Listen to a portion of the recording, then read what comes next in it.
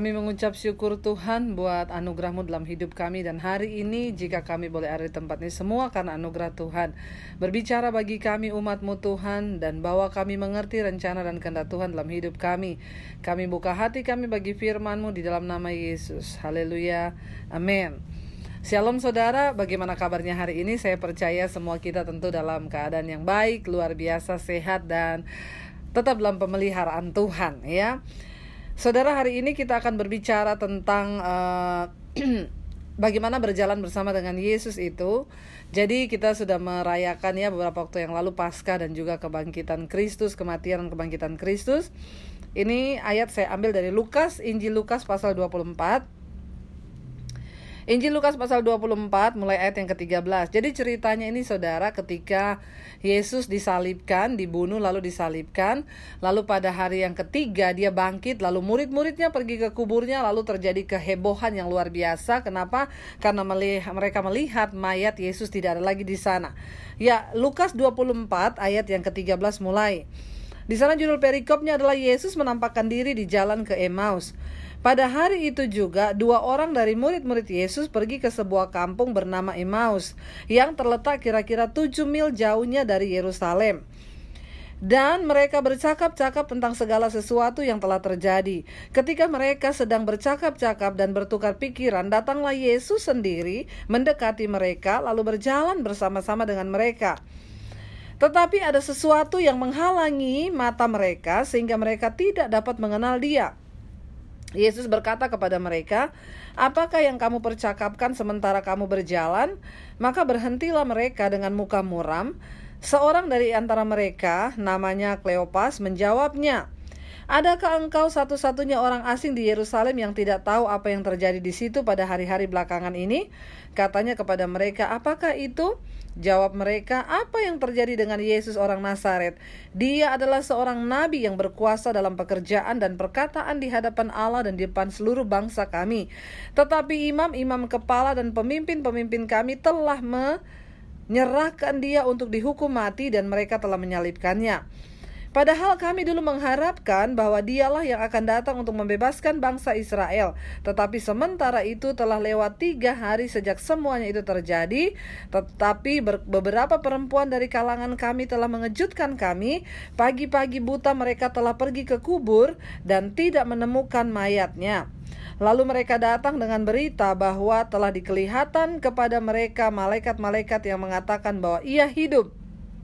Dan beberapa teman kami telah pergi ke kubur itu dan mendapati bahwa memang benar yang dikatakan perempuan-perempuan itu, tetapi dia tidak mereka lihat. Lalu ia berkata kepada mereka, "Hai kamu orang bodoh, betapa lambannya hatimu sehingga kamu tidak percaya segala sesuatu yang telah dikatakan para nabi. Bukankah Mesias harus menderita semuanya itu untuk masuk ke dalam kemuliaannya?" Lalu ia menjelaskan kepada mereka apa yang tertulis tentang dia dalam seluruh kitab suci, mulai dari kitab Musa dan segala kitab nabi-nabi. Mereka mendekati kampung yang telah mereka tuju, lalu ia berbuat seolah-olah hendak meneruskan perjalanannya. Tetapi mereka sangat mendesaknya, katanya, "Tinggallah bersama-sama dengan kami, sebab hari telah menjelang malam, dan matahari hampir terbenam." Lalu masuklah ia untuk tinggal bersama-sama dengan mereka. Waktu ia duduk makan dengan mereka, ia mengambil roti, mengucap berkat, lalu memecah-mecahkannya dan memberikan kepada mereka. Ketika itu terbukalah mata mereka dan mereka pun mengenal dia, tetapi ia lenyap di tengah-tengah mereka. Saudara, ayat ini bercerita tentang ketika 3 hari Yesus mati, dia dibangkitkan. Ketika dia dibangkitkan, saudara, murid-muridnya pergi melihat dan ternyata memang mayat Yesus sudah tidak ada lagi. Karena Yesus sudah bangkit. Nah, pada hari yang sama itu ada 2 murid Yesus yang mau pulang kampung ya. Mereka berjalan mau pulang ke Emmaus, saudara ya. Dan ketika mereka sedang berjalan, kira-kira 7 mil jauhnya dari Yerusalem, mereka akan pulang ke Emmaus ya. Dan mereka bercakap-cakap tentang segala sesuatu yang telah terjadi ya. Jadi mereka sedang berjalan, mereka bercakap-cakap tentang, "Aduh ya, kenapa Yesus mati ya? Aduh, padahal kan dia itu berkuasa, dia luar biasa, tapi ya buktinya dia mati, dia diserahkan ya, bagaimana?" Ayat ini berkata, ketika mereka sedang bercakap-cakap, bertukar pikiran, datanglah Yesus sendiri berjalan bersama-sama dengan mereka. Tetapi Ada sesuatu yang menutup mata mereka sehingga mereka tidak mengenal Yesus, saudara ya. Mereka nggak tahu itu Yesus. Lalu di tengah jalan, saudara, sedang mereka bercakap-cakap, ya, Yesus itu bertanya kepada mereka, ayat 17, apa yang kamu percakapkan sementara kamu berjalan? Ya, Yesus tuh tanya. Jadi mereka tuh lagi ngobrol tentang Yesus, lagi cerita bahwa Yesus sudah mati, ya, jagoan mereka udah mati, orang yang mereka harapkan ya udah mati. Mereka ngobrol, Yesus datang dan bertanya, apa yang sedang kalian percakapkan, gitu ya. Maka berhentilah mereka dengan muka muram. Saudara bisa bayangkan ya, dua murid ini tiba-tiba berhenti ketika Yesus bertanya, karena mereka nggak kenal, mereka nggak tahu kalau itu Yesus. Ya, Yesus tanya, apa yang sedang kamu percakapkan? Mereka berhenti dengan muka yang agak sedikit aneh dan heran begitu bertanya. Mereka jawab gini, kayaknya cuman kamu deh satu-satunya orang asing yang nggak tahu apa yang terjadi di Yerusalem hari-hari ini. Kamu nggak tahu, kamu nggak dengar, nggak baca koran, nggak dengar berita, nggak lihat sosial media apa yang terjadi hari-hari ini. Kok ketinggalan banget sih? Kamu tahu nggak? Mereka menjawab ya. Ayat 19 berkata begini, katanya kepada mereka, ya, apakah itu? Yesus tanya, apa itu? Apa yang telah terjadi di Yerusalem? Ya, apa yang terjadi dengan Yesus orang Nazaret itu? Ya, tapi Tuhan Yesus ini juga ya, kalau saya bilang agak sedikit humoris juga ya, saudara, karena dia udah tahu murid-muridnya itu bercerita tentang dia tanya, ya, apa yang terjadi dengan Yesus dari orang Nazaret itu? Ya, kamu nggak tahu? Mereka bilang, dia adalah seorang nabi yang berkuasa, ya.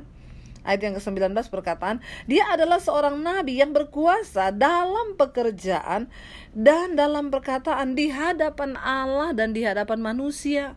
Mereka itu menceritakan, kamu tahu nggak, Yesus itu orang yang berkuasa.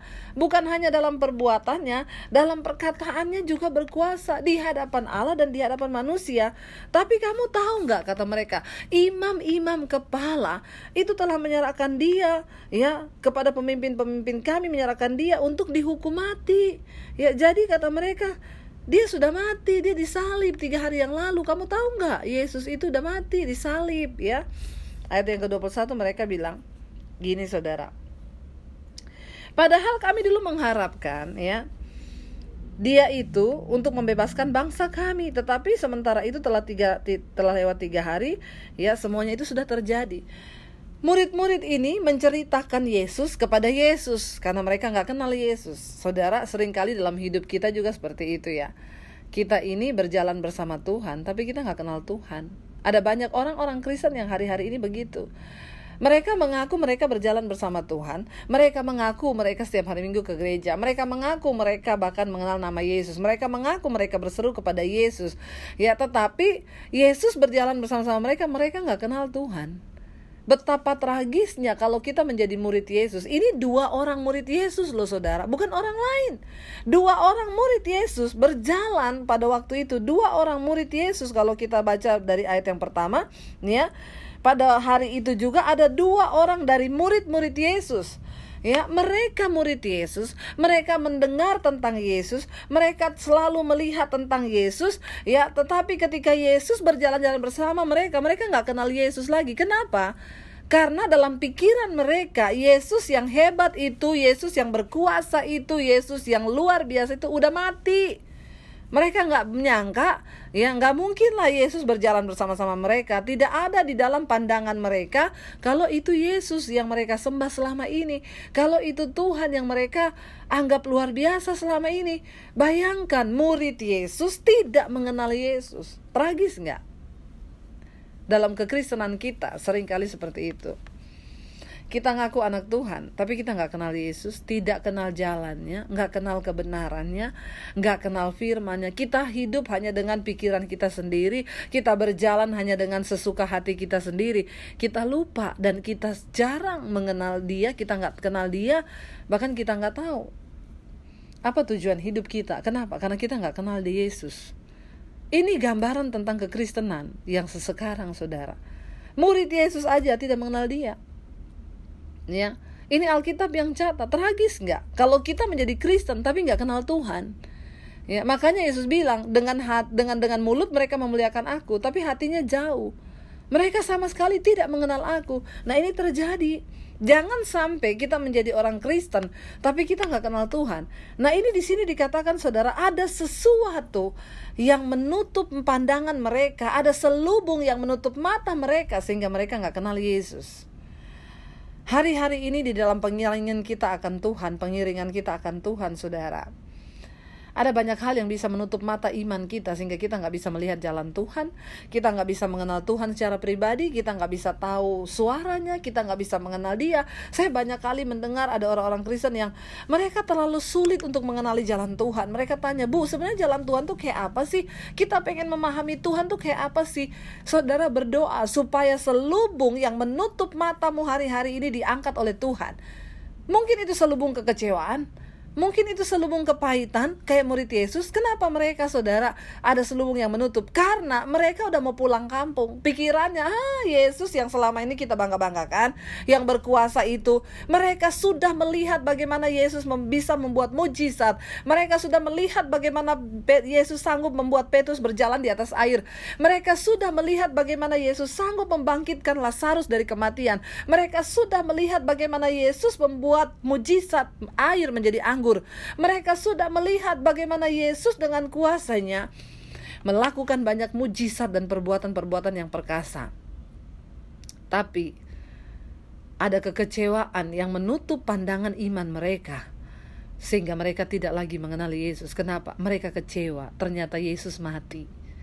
Karena mereka tidak pernah mengerti kehendak Tuhan yang sesungguhnya dalam hidup mereka. Saudara, mungkin ada sesuatu yang menutup mata hati kita, mata rohani kita hari-hari ini. Kenapa kita gak bisa lihat Yesus? Mungkin itu dosamu, mungkin itu kekhawatiranmu, mungkin itu kekecewaanmu, mungkin itu kepahitanmu, mungkin itu dosa masa lalu yang sampai sekarang masih menghantui hidupmu. Atau mungkin itu rasa sakit hati, rasa kepahitan, bahkan engkau kecewa kepada Tuhan. Ya, ada banyak orang Kristen hari-hari ini juga yang mengalami kecewa kepada Tuhan. Ada banyak yang berkata, "Bu, saya sudah berdoa buat suami saya, tapi apa yang saya dapatkan, Bu? Saya nggak lihat dia bertobat, malah sebaliknya, Bu. Dia putus sama selingkuhan yang satu, sekarang dia jalan sama selingkuhan yang lain. Kenapa itu saya alami? Saya kecewa, Tuhan tidak menjawab doa saya." Hati-hati, saudara. Kekecewaan bisa membutakan mata iman kita sehingga kita tidak lagi bisa mengenal Kristus, sehingga kita tidak lagi bisa mengenal jalan-jalan Tuhan. Dan berbahaya orang yang tidak lagi bisa mengenal Tuhan dalam hidupnya. Dia akan masuk dalam kemurtatan sekalipun dia masih beragama Kristen. Ketika kekecewaan menutupi matamu, ketika kekecewaan menutupi hatimu, engkau tidak akan lagi pernah bisa melihat terang Tuhan. Engkau tidak akan pernah lagi bisa melihat cahaya Tuhan. Mungkin hari ini engkaulah orang yang sedang kecewa kepada Tuhan. Bahkan ada orang-orang yang berkata pada saya, "Bu, saya kecewa sama Tuhan. Kenapa papa saya meninggal, dia dipanggil Tuhan. Saya masih begitu memerlukan papa saya, Bu, tapi dia udah dipanggil Tuhan. Saya kecewa sama Tuhan." Saudara, bertobat. Kenapa, saudara, kita perlu berserah hidup ini kepada Tuhan? Karena tidak semua hal dalam hidup ini kita bisa kontrol dengan kekuatan kita. Ada satu kuasa di atas kita yang bisa menentukan jalan hidup kita, yaitu Tuhan. Bagian kita berserah kepada Dia, percaya kepada jalan-jalannya, melakukan kehendaknya, hidup dalam kebenarannya. Itu bagian kita. Selanjutnya apapun yang akan terjadi itu terserah Tuhan. Ya. Murid-murid tidak bisa mengenal Dia, ya. Mereka tidak bisa mengenal Dia karena ada yang menutupi mata mereka. Mereka bahkan berkata kepada Yesus, "Mungkin engkau satu-satunya orang asing yang gak tahu apa yang terjadi di sini." Ya, Yesus sudah dibunuh, dia sudah disalibkan. Ya, imam-imam kepala menyerahkan dia kepada pemerintah dan dia sudah dibunuh, ya. Tetapi kata murid-muridnya tadi pagi, beberapa orang wanita telah pergi ke kuburannya. Mereka berkata dia sudah tidak ada di sana. Ya, mereka bilang, "Kami kecewa Yesus mati, padahal kami mengharapkan Dia menjadi ada orang yang akan membebaskan bangsa kami." Ya, tetapi ya mau diapa, Dia sudah mati. Ya, kata mereka. Padahal kami dahulu mengharapkan Dia yang akan membebaskan, Dia yang gini. Saudara, waktu kita mengikut Tuhan, ada banyak pengharapan-pengharapan kita yang mungkin kita nggak lihat. Ya, kita nggak menerima jawaban. Sudah puluhan tahun kita berdoa, tapi kita juga belum bisa melihat pengharapan itu, saudara. Tetaplah setia kepada Tuhan.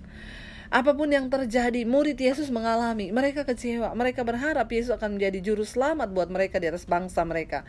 Tapi ternyata apa yang mereka lihat, Yesus mati. Mereka nggak ngerti rencana Tuhan.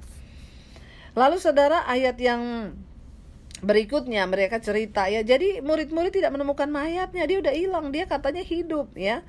Dan beberapa teman kami telah pergi ke kubur itu untuk ngecek katanya, tetapi benar mereka nggak lihat lagi Yesus ada di sana. Ayat 23, lalu Yesus berkata kepada mereka, hai kamu orang bodoh ya. Hai kamu orang bodoh, betapa lambannya hatimu sehingga kamu tidak percaya segala sesuatu yang telah dikatakan para nabi ya. Bukankah Mesias harus menderita semuanya itu untuk masuk ke dalam kemuliaannya? Yesus berkata, hai kamu orang bodoh. Siapa orang bodoh itu saudara? Bukan orang yang gak bisa baca tulis. Orang yang bodoh di hadapan Tuhan bukan orang yang gak bisa hitung, bukan orang yang gak bisa baca. Orang bodoh di hadapan Tuhan adalah orang yang tidak mengerti kehendak Tuhan ya.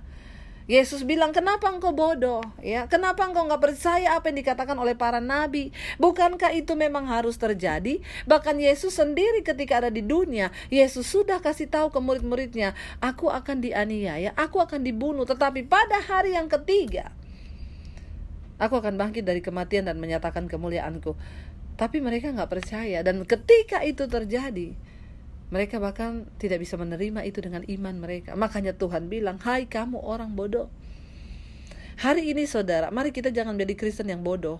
Apa itu Kristen bodoh? Kristen yang tidak pernah mengerti kehendak Tuhan. Waktu kita cuma sibuk hidup dengan kehendak-kehendak kita sendiri, waktu kita cuma sibuk hidup dengan pengharapan-pengharapan kita sendiri, yang kita pikir semua yang kita mau harus terjadi dalam hidup kita, maka engkau bodoh, engkau tidak mengerti kehendak Tuhan. Apa orang Kristen yang bodoh itu? Orang Kristen yang tidak pernah mengerti kehendak Tuhan. Sekalipun itu mungkin pahit bagimu, tapi kalau itu kehendak Tuhan, itulah yang terbaik. Amin saudara. Dulu saya gak mengerti, karena iman saya harus kehilangan keluarga. Saya disuruh pergi dari rumah keluarga saya. Waktu itu saya gak ngerti, kenapa Tuhan? Ya, saya bodoh. Tetapi sekarang saya bilang, saya bersyukur waktu itu saya pergi. Karena kalau saya gak pergi, saya tidak jadi seperti sekarang ini. Saudara ingat, Tuhan itu maha tahu, tapi manusia itu sok tahu. Makanya jangan jadi sok tahu. Jangan jadi Kristen sok tahu. Apapun yang engkau hadapi hari-hari ini, mungkin itu pahit, mungkin itu menyakitkan, bilang kepada Tuhan, aku percaya Tuhan, jika ini kehendakmu, inilah yang terbaik. Berikan aku kekuatan untuk menjalani setiap proses ini. Dan aku hanya mau percaya bahwa kehendak Tuhan itu yang terbaik bagi hidupku. Ya, kita jangan jadi orang yang bodoh. Yesus bilang, kenapa engkau gak percaya apa yang dikatakan nabi-nabi? Bukankah itu memang kehendak Tuhan harus terjadi yang seperti itu? Dulu saya juga berpikir orang Kristen itu goblok banget ya, percaya sama Tuhan yang mati. Kenapa mereka percaya kepada Yesus? Kalau Yesus Tuhan, dia gak perlu mati. Dulu saya berpikir sama seperti itu. Sama seperti murid-murid yang berpikir kecewa karena kematian Kristus. Tetapi sekarang saya mengerti. Tuhan membuat saya mengerti, firman-Nya lah yang membuat saya mengerti. Kenapa? Ternyata memang Yesus datang ke dunia itu untuk mati. Karena kalau dia tidak mati, maka sia-sialah iman kita, maka sia-sialah, tidak akan ada keselamatan, tidak akan ada penebusan. Ingat, Yesus mati untuk membayar semua upah dosa kita dan menjatuhkan hukuman di atas daging, di dalam daging. Karena itu dia datang ke dunia dalam rupa daging. Untuk apa? Menjatuhkan hukuman atas daging, supaya kita yang percaya pada dia tidak binasa, melainkan beroleh hidup yang kekal. Saudara, apapun dalam hidup ini, banyak hal yang bisa membuat kita kecewa. Jangan berpikir waktu kita ikut Tuhan tidak ada kekecewaan. Anda salah. Yesus berkata, kalau engkau ingin jadi muridku, sangkal dirimu, pikul salibmu, lalu ikut aku. Yesus datang tidak membawa berita yang hanya bahagia-bahagia. Oh, ikut Yesus senang, ikut Yesus itu bahagia. Oh, masalahmu pasti dijawab. Yang kaya, yang miskin jadi kaya. Yang punya motor pasti punya mobil. Yang punya rumah 1 jadi 3. Enggak ya. Itu sesat saudara. Apa yang Yesus ajarkan? Kalau engkau ingin jadi muridku, sangkal dirimu, pikul salibmu, lalu ikut aku. Orang Kristen yang tidak mau pikul salib, gak mau sangkal diri, maaf, engkau tidak layak menjadi murid Kristus. Karena engkau pasti akan kecewa. Jangan pernah salah mengikut Tuhan saudara ya. Yesus berkata, kenapa engkau bodoh? Engkau tidak mengerti dan engkau tidak percaya apa yang dikatakan oleh nabi-nabi. Memang itu harus terjadi. Yesus harus mati supaya kemuliaannya bisa dinyatakan. Lalu ayat yang ke-26 berkata, bukankah Mesias harus menderita semua itu untuk masuk dalam kemuliaan? Lalu ia menjelaskan kepada mereka apa yang tertulis tentang dia dalam seluruh kitab suci, mulai dari kitab-kitab Musa dan segala kitab nabi-nabi. Ketika mereka mendekati kampung yang akan mereka tuju, Yesus berbuat seolah-olah Yesus mau meneruskan perjalanannya. Jadi Yesus udah pamit, ya udah ya, sampai ketemu lagi ya, kalian udah mau nyampe, ya udah saya mau terus. Tapi mereka bilang begini kepada Yesus, saudara. Tetapi mereka sangat mendesaknya. Mereka bilang, kan ini udah mau malam ya, tinggallah di rumah kami aja semalam, gak apa-apa, nginep di tempat kami aja. Ini udah mau malam, sebentar lagi gelap loh ya, ayo masuk ke rumah kami. Lalu Yesus masuk untuk tinggal bersama-sama dengan mereka. Ayat 30 berkata, waktu ia duduk makan dengan mereka, ia mengambil roti, mengucapkan berkat, lalu memecah-mecah dan memberikannya kepada mereka. Ketika itu terbukalah mata mereka, lalu mereka mengenal dia. Waktu Yesus mengadakan perjamuan, dia pecahkan roti itu lalu dibagi-bagikan kepada mereka dengan cara dia. Waktu Yesus membagikan ini ya, ketika dia pecah roti itu dia ucapkan berkat, ya Bapa terima kasih buat berkat ini, lalu dia bagikan kepada mereka. Mereka ingat ini yang sering dia lakukan. Tiba-tiba mereka sadar, wow, ini Yesus. Tetapi Alkitab berkata apa, saudara? Ketika itu terbukalah mata mereka dan mereka pun mengenal Yesus. Tetapi Yesus lenyap dari tengah-tengah mereka. Kata mereka seorang kepada yang lain, bukankah hati kita berkobar-kobar ketika ia berbicara dengan kita di tengah jalan, dan ketika ia menerangkan kitab suci kepada kita? Lalu bangunlah mereka dan terus kembali ke Yerusalem. Di situ mereka mendapati ke-11 murid itu mereka sedang berkumpul bersama-sama dengan teman-teman mereka. Kata mereka itu, sesungguhnya Tuhan telah bangkit dan telah menampakkan diri kepada Simon. Lalu kedua orang itu pun menceritakan apa yang terjadi tengah jalan dan bagaimana mereka mengenal dia pada waktu ia memecah-mecahkan roti. Saudara, sayang sekali murid-murid ini mengenal dia ketika sudah di akhirnya, ketika Yesus sudah memberikan roti kepada mereka, lalu terbuka mata mereka. Tapi sangat sayang, kenapa? Ketika mata mereka terbuka, Yesus sudah lenyap dari tengah-tengah mereka. Jangan pernah terlambat untuk mengenal Tuhan. Amin, saudara. Jangan pernah terlambat untuk engkau mengenal Tuhan di hidup ini. Betapa murid-murid itu pasti nyesel. Mereka mungkin berkata, kenapa gak dari tadi kita kenal dia? Bayangkan perjalanan yang dari Yerusalem mereka menuju ke Emmaus itu, dikatakan di sana kira-kira 7 mil jauhnya mereka berjalan. Saudara, ya 7 mil mereka berjalan sampai ke Emmaus. Kalau mereka sudah kenal Yesus dari awal, bukankah itu perjalanan yang indah, yang menakjubkan? Mereka bisa tanya banyak hal kepada Yesus, mereka bisa ngobrol dengan dia, mereka bisa tanya, Tuhan, ya apa yang akan terjadi ke depan? Ada banyak hal yang mereka bisa nikmati bersama Tuhan. Tapi karena mereka tidak mengenal dia, mereka kehilangan kairosnya Tuhan. Mereka kehilangan kesempatan untuk bisa dekat dengan Tuhan. Saudara, hidupmu akan berbahagia ketika engkau mengenal dia dalam hidupmu. Ketika engkau berjalan bersama dengan dia. Tapi sayang, dalam hidup ini ada banyak orang-orang yang baru mau kenal Tuhan setelah mereka di ujung kematian. Setelah sudah terakhir mereka baru bertobat dan menyerahkan hidup kepada Tuhan. Hari ini, kenal Tuhan dengan benar. Dan jangan terlambat. Jangan sampai sudah di akhir hidup kita baru mengenal dia. Buang segala kekecewaanmu. Belajar menerima segala perkara dalam hidupmu itu sebagai sebuah proses yang Tuhan izinkan terjadi untuk membawa kita mencapai kehendak Tuhan yang sempurna. Mungkin itu sakit, mungkin itu mengecewakan, mungkin itu sangat membuat kita tidak enak secara daging. Tetapi ketika engkau mau belajar mengenal kehendaknya, maka engkau bisa mengenal dia, engkau bisa menerima apa yang Tuhan ingin kerjakan dalam hidupmu. Jangan terlambat mengenal Tuhan. Seperti murid-murid, ketika mereka mengenal Yesus, Yesus sudah hilang dari tengah-tengah mereka. Saya berdoa biar lewat firman Tuhan yang saya siarkan hari ini, saudara boleh semakin dekat dengan Tuhan. Abaikan semua kekecewaan. Cari Tuhan. kenali dia, kenali jalannya, dan izinkan dia berjalan bersama-sama dengan kita di sepanjang umur hidup kita, supaya satu saat nanti ketika kita dipanggil pulang menghadap dia, kita bisa menikmati semua keindahan hidup. Saudara, jangan biarkan indahnya hidup ini hilang hanya karena kita gak mengenal Tuhan. Saya berdoa supaya kita semua semakin mengenal Tuhan dan rencananya dalam hidup kita. Mari kita tundukkan kepala. Bapa, hamba berdoa buat setiap mereka yang mendengarkan firman-Mu ini. Bawa kami untuk menyadari Tuhan, bahwa semua yang Tuhan buat dalam hidup kami itu indah. Kami tidak ingin menjadi orang bodoh yang tidak mengerti kehendak-Mu. Kami tidak ingin menjadi orang bodoh yang tidak mengerti dan tidak percaya kepada apa yang Kau katakan. Hari ini kami mau bangkitkan iman kami. Kami mau jadi orang yang bijaksana, yang mengenal Engkau Tuhan, dan yang tidak mau Tuhan kehilangan momen-momen bersama dengan Engkau dalam setiap masalah, persoalan ataupun kekecewaan kami. Kami tidak ingin itu semua menutup mata rohani kami, mata iman kami, sehingga kami tidak bisa melihat Engkau. Terus tuntun langkah kami Tuhan, terus tuntun hidup kami. Hamba berdoa di dalam nama Yesus, semua yang mendengarkan ini, mereka dilawat oleh Tuhan dan mulai mengenal Engkau secara pribadi. Di dalam nama Yesus kami berdoa dan bersyukur. Haleluya, amin.